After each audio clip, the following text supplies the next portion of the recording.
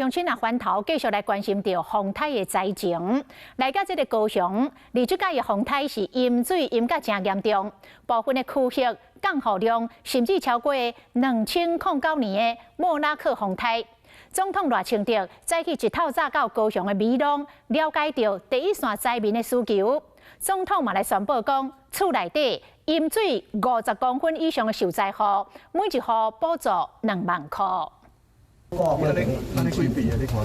落来详细看灾损的情形，台北风台所带来雨水，予中南部真侪所在拢有灾情。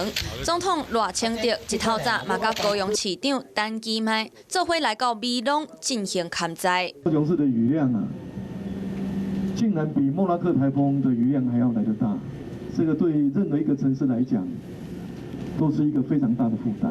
风台离境雨水有较减，不过美浓地区的路公梅原来满死过，甲土山的溪水嘛真错流。那也希望说中央也能够再加码，能够补助2万元，民的重建工作能够顺利的进行。刚刚陈其迈市长所要求的，就是全台湾不仅仅是高雄，全台湾淹水50公分以上的民众，每一户补助2万块钱。陈其迈向中央发声来讨补助，赖清德嘛点头答应。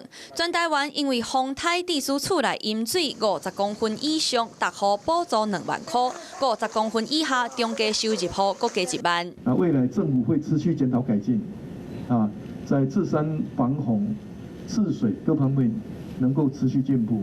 除了总统赖清德到美浓，行政院长杜英泰、副院长郑丽君分别伫咧台南甲宜兰，呼吁分做3路来勘灾。毕竟了解第一线的情形是上重要。灾后的复原更较考验中央甲地方政府协调合作的能力。Hello， 我是蒋欣梅。想要抢先掌握最及时的新闻资讯吗？赶快订阅、按赞、开启小铃铛，锁定华视新闻 YouTube 频道。